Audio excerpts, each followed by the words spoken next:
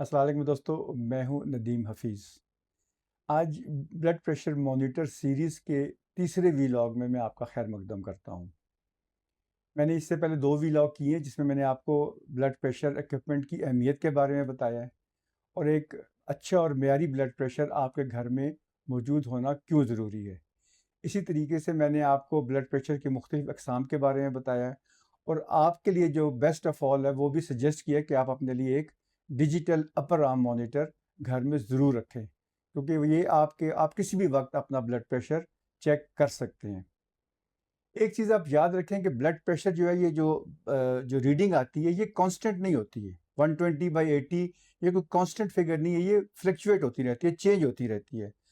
पूरे दिन में कभी आप सीढ़ियाँ चढ़ते हैं, कोई ज़हनी तनाव है, गुस्से या खुशी की कैफ़ियत है, आपने कॉफ़ी या कुछ तरह खाना-पीना किया है, तो उससे ये फ्लक्चुएट होता रहता है, ऊपर-नीचे होता रहता है।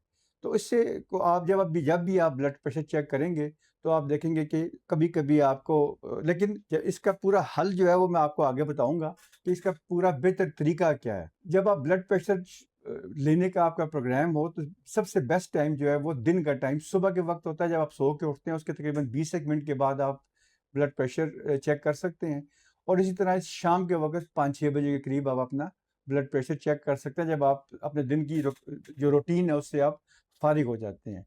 और ब्लड प्रेशर चेक करने से पहले आपको कम से कम वो 5 एक मिनट बिल्कुल पुरसुकून होकर अपनी कुर्सी पे बैठें, टेक लगा के बैठें। लेकिन इसमें एक चीज़ आपने मद्देनज़र रखते हैं कि क्रॉस लेग्स नहीं बैठना, बल्कि आपने सीधे तरीके से कुर्सी पे बैठना है। उसके बाद आपने कफ़ को, ये जो कफ़ है लेट्स से, इसको एक सही तरीके से अपने बाजू पे लगाना है और इस तरह लगाना है कि ये जो कफ़, ये ट्यूबिंग है, ये फ्रंट के ऊपर से सामने आए और इसको आपने फिर यहाँ से इसको टाइट कर देना है। टाइट करने के लिए भी आपने इसको बहुत ज़्यादा टाइट नहीं करना, ना ही बहुत ज़्यादा लूज़ रखना है, बस इतना हो कि आपकी एक उँगली इसके अंदर घुस सकती हो। और जब आप ये लगाएँ तो आप अपने ये जो आपकी जो कट बनता है, इससे तकरीबन 2 उँगली ऊपर की तरफ इसको होना चाहिए। इसको अपने बाजू को हवा में आपने मुअल्लक़ नहीं करना, बल्कि आपने इस तरह रखना है कि आपके ये दिल के लेवल के ऊपर हो और वो दिल के लेवल के ऊपर बाजू रख के उसके बाद आपने सिंपल सा इसका बटन जो है, ब्लड प्रेशर जो आपका इक्विपमेंट है, उस बटन को आपने ऑन कर देना है। जब आप वो ऑन करेंगे, तो वो खुद ब खुद, ये आप देख लें, ये अभी इन्फ्लेट होना शुरू हो गया, ये अपने अंदर हवा ले रहा है, ये इन्फ्लेट हो रहा है अभी ये आपको महसूस हो रहा होगा, कुछ ये फूल गया है अभी ना। एक सर्टेन लिमिट पे पहुँच के इसने हवा लेनी बंद की है और अब ये डिफ्लेट हो रहा है, हवा अभी इसमें से निकल रही है और ये यहाँ पे जब आप हवा लेगा तो ये आपके बाजू को थोड़ा टाइट करेगा। तो उस पे आपने घबराना नहीं है। कई दफ़ा लोग घबरा जाते हैं कि बाजू बहुत ज़्यादा टाइट हो गया या क्या हो गया? ऐसी कोई प्रॉब्लम नहीं है। वो सिर्फ़ ये है कि वो एक दफ़ा उसके अंदर वो हवा पूरी चली जाती है। इसी तरीके से अभी उसने पूरा इन्फ्लेट होने के बाद हवा को निकालना शुरू कर दिया और उसकी रीडिंग ये अभी सामने मेरे इस मॉनिटर के ऊपर आ गई है। इस वक़्त रीडिंग जो आई है वो 118/69 है।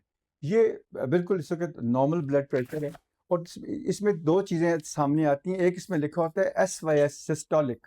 सिस्टोलिक वो प्रेशर है जब आपका दिल सिकुड़ता है और दूसरा है डायस्टोलिक DIA। डायस्टोलिक जब आपका दिल रिलैक्स होता है, जब आपका दिल आराम की हालत में होता है। तो ये दोनों प्रेशर्स जो हैं, वो जो सिस्टोलिक है ये ऊपर वाला प्रेशर होता है और डायस्टोलिक जो है वो नीचे वाला ब्लड प्रेशर होता है। और तीसरी चीज़ इसमें आ रही होती है पल्स रेट, कि आपकी दिल की धड़कनें कितनी चल रही हैं। आप एक बात ज़हन में रखिएगा कि एक दिन में अगर कभी आपका ब्लड प्रेशर ज़्यादा आ जाए तो उसमें घबराने की बात नहीं है। एट टाइम्स ऐसा होता है कि कभी-कभी ब्लड प्रेशर किसी दिन ज़्यादा होता है बिकॉज़ ऑफ सर्टेन रीज़न्स।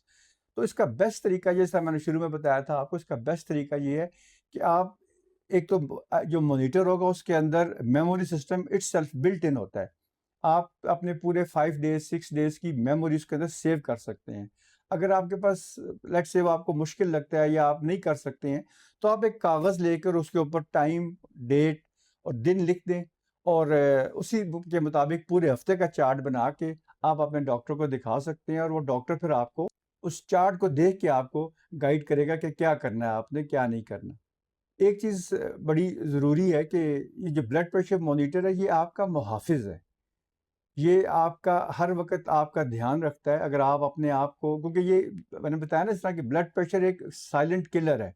खामोश कातिल कहते हैं। एट टाइम्स आपको पता भी नहीं चलता और आपको ब्लड प्रेशर हो रहा होता है या हो चुका होता है, और पता उसी वक़्त चलता है जब खुदा न ख़ास्ता कोई फ़ेटल रिज़ल्ट हमारे सामने आता है।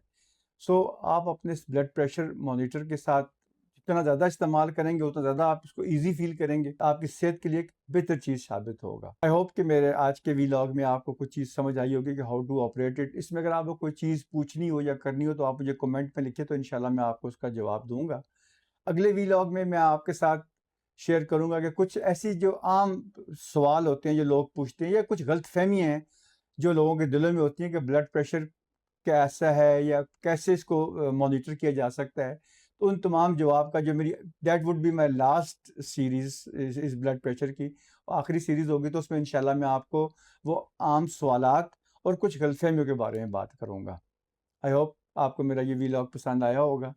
अगर पसंद आया है तो उसको लाइक कीजिए, सब्सक्राइब कीजिए, दोस्तों में शेयर कीजिए। अपनी सेहत का बहुत ध्यान रखें। अल्लाह आपका हामी और नासिर हो। अल्लाह हाफ़िज़।